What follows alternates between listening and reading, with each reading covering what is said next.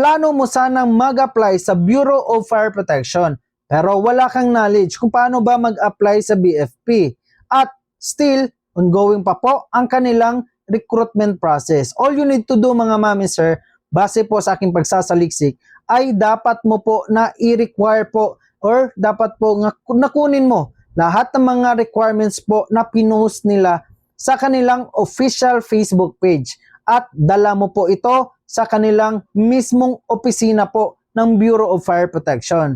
Pagkatapos niyan, dapat din po, bago ka po na po tumungo doon sa kanilang opisina, ay naka-applicant's attire ka. Yung applicant's attire po, eksaktong yung gupit mo, white t-shirt, maong pants, white shoes, white medyas. Pagkatapos niyan ay undergo ka ng assessment nila.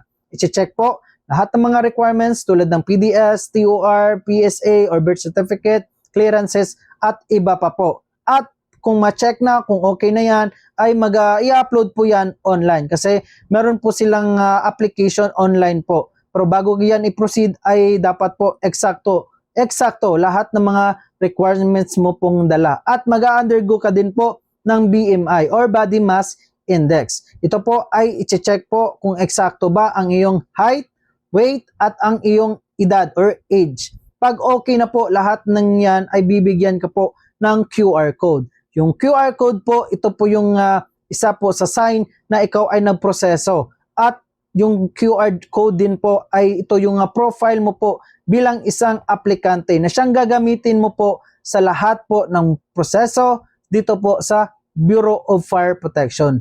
At pagkatapos niyan, maghihintay ka lamang po sa another na announcement kung kailan po kayo pupunta na naman ng kanilang opisina para po mag-undergo ng recruitment process tulad ng kinakailangan mo pong mag-undergo ng physical agility test at iba pa po kasi marami pa pong proseso niyan.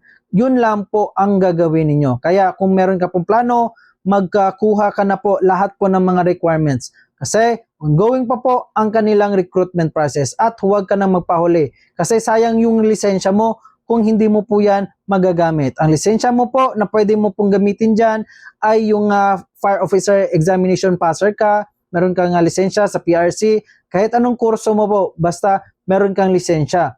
Pagkatapos nyan, kung meron ka bang Civil Service Examination Professional Passer ka din, at ikaw din po ay honor po or Latin honor, ay pwede mo po yan gamitin. At pagkatapos nyan, lahat po ng mga announcement ay dapat po updated ka. Kaya i-follow po ang kanilang official Facebook page ng Bureau of Fire Protection kung saan po na lugar ka na under po. Yun lamang po.